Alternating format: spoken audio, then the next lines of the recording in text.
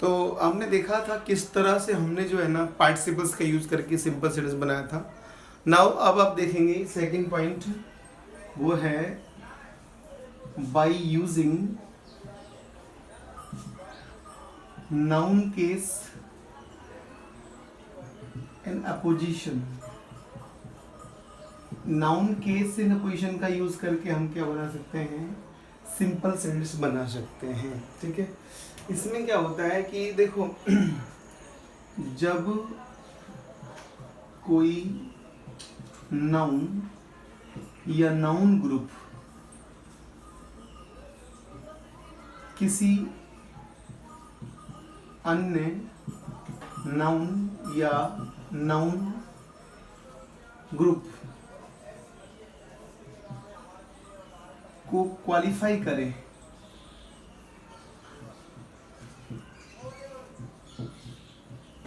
तो उसे noun case in opposition कहते हैं। ये ध्यान रखना, ठीक है। अभी वो बात आप एग्जाम्पल से समझ जाओगे, ठीक है। नाउन केस इन अपोजिशन कहते हैं, ठीक है। इसमें क्या होता है, प्रोसेस समझेंगे। इसका प्रोसेस क्या है, बहुत इजी प्रोसेस है, आप समझो। देखो, फर्स्ट क्लॉज की फाइनाइट वर्ब, यूजुअली जो आपको फाइनाइट वर्ब मिलेंगी वो इज, एम, आर या वॉज या वर मिलेंगी, ठीक है। Finite verb is, are, am, was, were को हटाकर कॉमा लगाएं, ठीक है।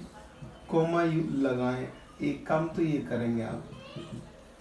दूसरा क्या करेंगे, सेकंड प्रोसेस में सेकंड पॉइंट क्या रहेगा,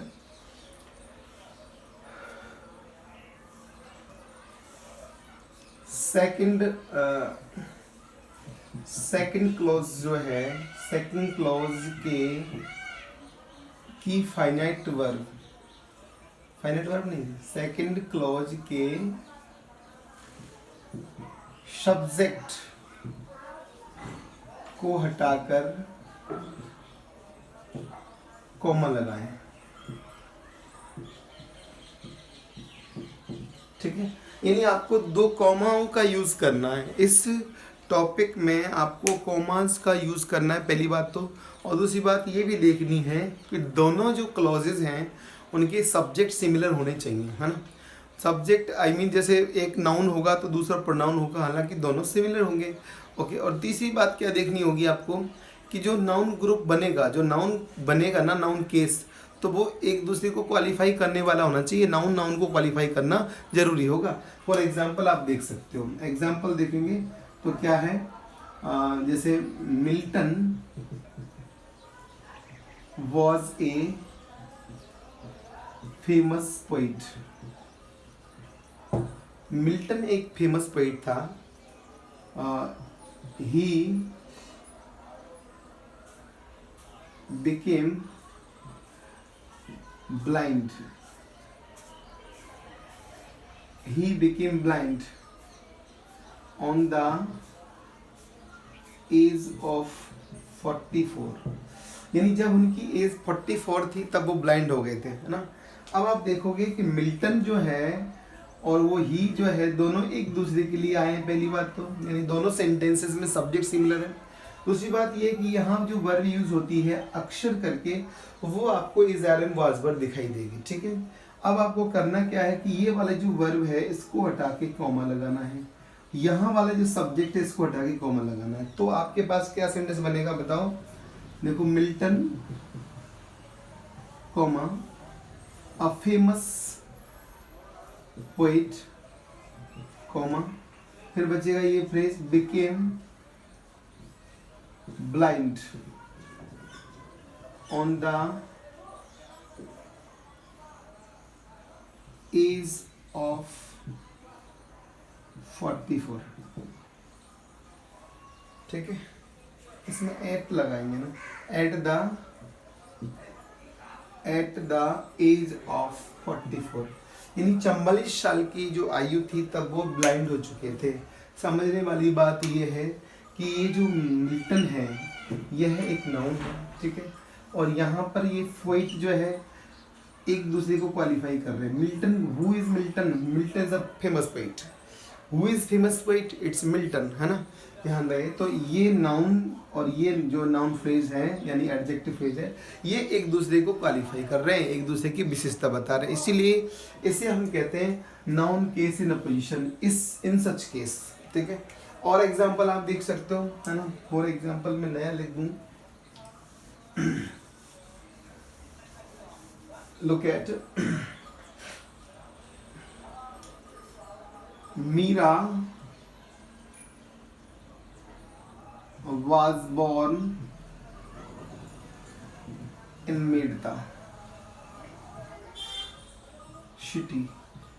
मीरा का जन्म मेड़ता शहर में हुआ था। She was married to Bhojraj, ठीक है। तो आप देखोगे हमें फिर वही करना है, यहाँ वॉज हटाना है और कॉमा लगाना है, यहाँ शी हटाना है और कॉमा लगाना है। तो क्या बनेगा? Meera born, comma, born in Merta city, comma, was married to Bhojraj, ठीक है।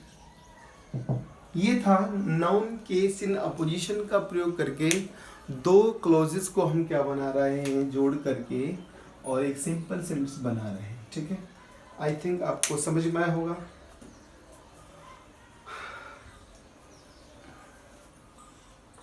नेक्स्ट जो प्रोसेस है वो भी, मतलब अभी हमारा टॉपिक सिंपल सेंटेंस बनाने का ही चल रहा है, ठीक है। तो नेक्स्ट क्या होगा ये देखेंगे।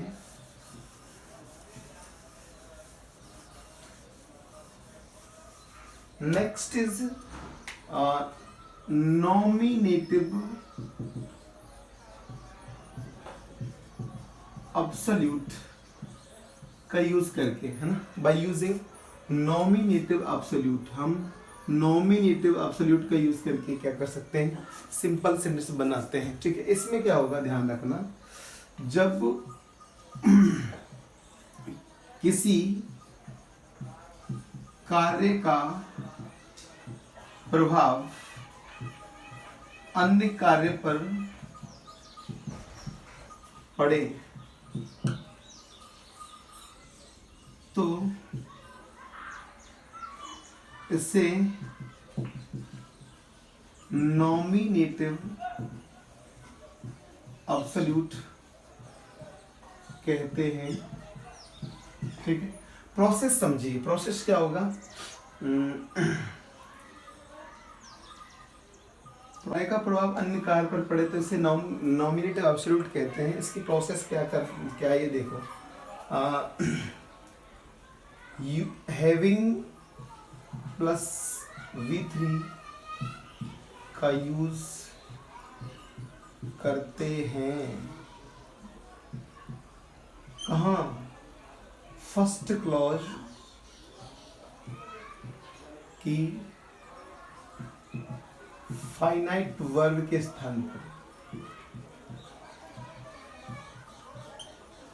पहला जो क्लॉज है यानी पहले क्लॉज की जो फाइनाइट वर्ब है उसको हटा करके आपको क्या करना है, हैविंग प्लस वर्ब की थर्ड फॉर्म का यूज करना है, ठीक है। और दूसरी बात क्या करना है, सेकंड क्लॉज से पहले कॉमा यूज करें, ठीक है। यानी सेकंड क्लॉज में कोई चेंज नहीं करना है, सेकंड क्लॉज को ज्यों का तो लिखना है लेकिन उसमें कॉमा ऐड जरूर करना है। फॉर एग्जांपल आप देखो, इसके लिए एग्जांपल देखेंगे तो ये बात आपको ज़्यादा समझ में आएगी। कैसे, जैसे the peon rang the bell, यानी पियोन ने घंटी बजाई, द स्टूडेंट्स ran away, बच्चे भाग गए, है ना, मतलब छुट्टी हो गई, ये मानो। तो घंटी बजने का इम्प्रेशन किस पर पड़ रहा है?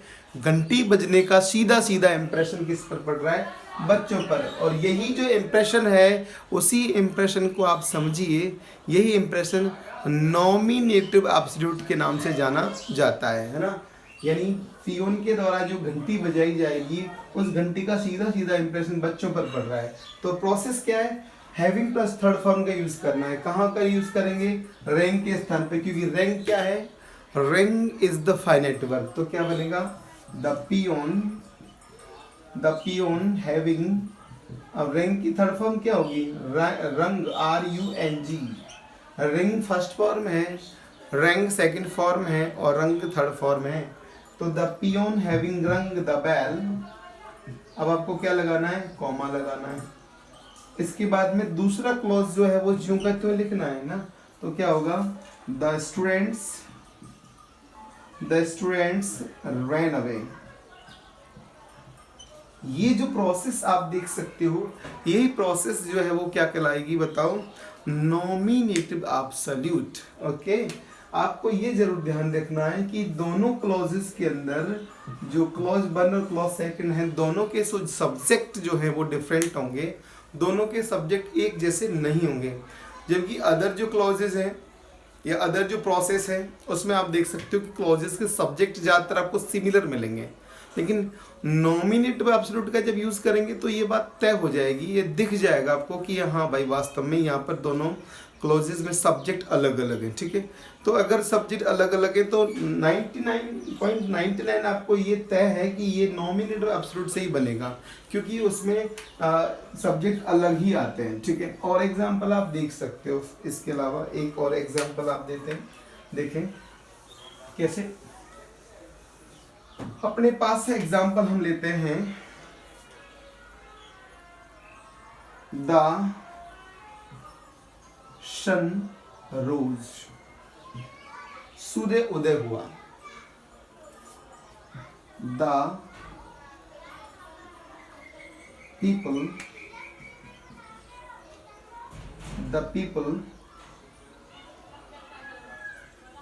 Went to their fields. यहाँ पीपल की जगह फार्मर रख लें, the farmers went to their fields. किसान अपने खेतों पर चले गए, यानी सूर्य उदय हुआ और किसान अपने खेतों पर चले गए। सूर्य अस्त होगा, किसान अपने खेतों से वापस आ जाएंगे। तो ये इंप्रेशन है, तो क्या बनेगा? द सन हैविंग, रोज की सेकंड थर्ड फॉर्म क्या लेंगे? Risen. The sun having risen, the farmers went to their fields। ठीक है, तो ये था नॉमिनेटिव एब्सोल्यूट का प्रयोग करके दो क्लॉजेस को जोड़ करके एक simple sentence banana.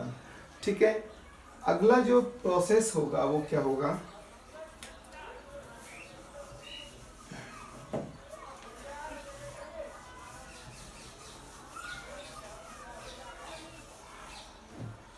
by using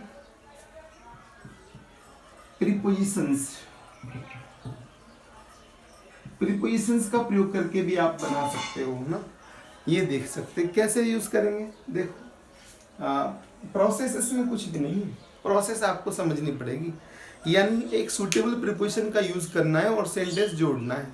तो इसके बारे में जितना बच्चों को प्रीपोजिशंस का नॉलेज होगा उतना ही ज़्यादा इजी होगा इसको बनाना। ये काम टफ भी हो सकता है अगर आपको प्रीपोजिशन का नॉलेज बिल्कुल नहीं हो तो। ठीक है, जैसे एग्जाम्पल देखते हैं, सीधा एग्जाम्पल से समझेंगे, इसमें प्रोसेस वाली कोई बात है नहीं। प्रीपोजिशंस का प्रयोग करेंगे और सही अर्थ निकल जाएगा। जैसे my mother give me a gift, मेरी माँ ने मुझे एक उपहार दिया था। इट वॉज माई बर्थडे, ये मेरा बर्थडे था, मतलब जन्मदिन था। तो इन दोनों क्लॉजेस को जोड़ के एक क्लॉज क्या बन जाएगा कि मेरी माँ ने मेरे बर्थडे पर मुझे गिफ्ट दिया, है ना। तो ऑन का यूज कर सकते हैं हम, my mother give me a gift on my birthday. इसमें क्या है, ध्यान रहे दोनों में भले ही सेंटेंस में सब्जेक्ट अलग अलग है, लेकिन मीनिंगफुल सेंटेंस बनना चाहिए। तो हम यहाँ से सिर्फ और सिर्फ बर्थडे उठाएंगे, माई बर्थडे वाली जो फ्रेज है वो उठाएंगे, और इसमें हमने ऑन लगा दिया प्रीपोजिशन। तो क्या बन गया, माई ऑन माई बर्थडे। तो my mother gave me a gift on my birthday. ऐसे ही आप और देख सकते हो एग्जाम्पल, और भी मैं बता दूं आपको क्या क्या हो सकते हैं। एग्जाम्पल्स की कोई कमी नहीं हमारे पास, ठीक है। एग्जाम्पल और देखिए, जैसे she went to Ajmer, she went to Ajmer, it was Sunday. तो क्या बनेगा बताओ, she went to Sunday, she went to sorry Ajmer on Sunday, ठीक है। तो या फिर ऑन का यूज करके बना दिया हमने। अब ऑन के अलावा भी हमारे पास बहुत सारे एग्जाम्पल्स हैं, ऐसा नहीं है कि नहीं ऑन के ही, जितने मर्जी आप एग्जाम्पल देख सकते हो। मैं और देता हूँ एग्जाम्पल। तो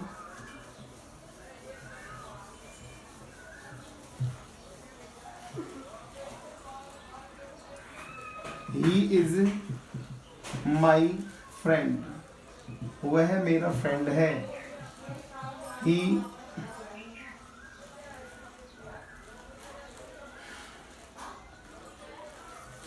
is my friend,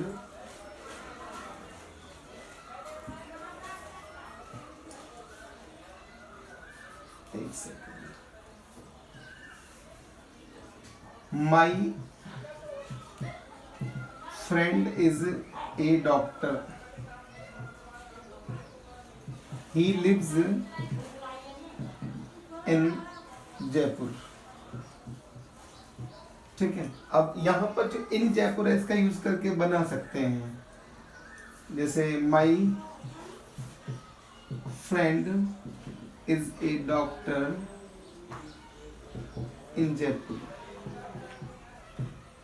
my friend is a doctor in Jaipur. और भी बहुत सारे एग्जाम्पल हैं, आप देख सकते हो, यही नहीं है। तो जितना ज़्यादा आपको प्रीपोजिशन का यूज़ होगा उतना ही ज़्यादा आप इसको सही कर सकते हो। जैसे आई किल्ड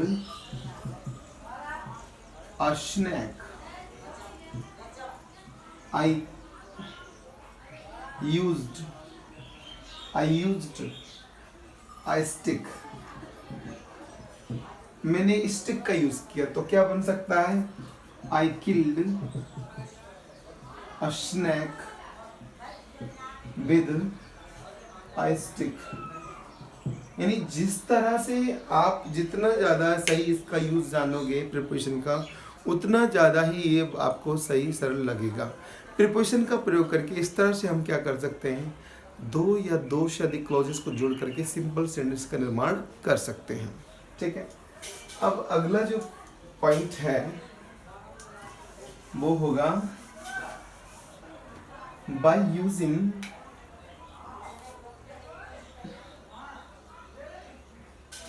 इन्फिनिटिव। इन्फिनिटिव का यूज कर सकते हैं ना। इन्फिनिटिव का ना B1 या 2 + B1 दो प्रकार के हमारे पास इन्फिनिटिव होते हैं, या तो बेयर इन्फिनिटिव होता है या फिर 2 + B1 के साथ इन्फिनिटिव होता है। इसमें भी आपको कुछ नहीं करना है, बहुत इजी गोइंग प्रोसेस है इसकी। आपको सेकंड क्लॉज जो है उसमें से सब्जेक्ट को हटा देना है, और उसके बाद में आपको देखना है कि किस तरह से आपको 2 + B1 का यूज़ हो करके एक सेंटेंस बनेगा। जैसे एग्जाम्पल आप देख सकते हो कैसे यूज करेंगे और कैसे बनाएंगे। जैसे आई वेंट टू मार्केट, मैं मार्केट गया था, ठीक है। I wished to buy sweets, मिठाई खरीदना चाहता था मैं, तो क्या बनेगा, I went to market to buy sweets. तो यहाँ पर 2 + B1 का यूज हो रहा है, 2 बाई स्वीट्स हो गया, ठीक है। 2 + B1 है, यही क्या है, इन्फिनेटिव होता है। वर्ब की फर्स्ट फॉर्म या वर्ब 2 के साथ वर्ब की फर्स्ट फॉर्म जब जुड़ जाती है तो वही क्या कहलाती है, इन्फिनेटिव कहलाती है। इस तरह से इन्फिनेटिव का यूज करके भी आप क्या कर सकते हो, 4th पॉइंट था ये, माफ करना, आप सिंपल सेंटेंस बना सकते हो, है ना। और भी एग्जांपल आप देख सकते हो, इसके बहुत सारे हैं, जैसे दे केम टू माई विलेज, वो मेरे गांव आए। They wanted to meet me, वो मुझसे मिलना चाहते थे। तो क्या बनेगा बताओ, they came to my village to meet me, ठीक है। तो देखो प्यारे विद्यार्थियों, हमने आपको 4 तरीके बताए हैं। इन 4 तरीके में जितने भी आपने तरीके देखे, सारे के सारे ये बताएंगे कि किस तरह से सिंपल सेंटेंस का निर्माण किया जाता है। अभी भी 2-3 तरीके और हैं, तो वीडियो थोड़ा लेंथी हो जाएगा, लंबा हो जाएगा, इसलिए मैं नहीं चाहता कि इसी में मैं ऐड करूं। अगला वीडियो जो है मैं उसमें व्यक्त करूंगा बाकी के तरीके। आई थिंक आपको समझ में आ रहा होगा। अगर आपको कोई प्रॉब्लम है किसी भी प्रकार की, तो मैंने व्हाट्सअप नंबर दिया हुआ है, इट्स 9610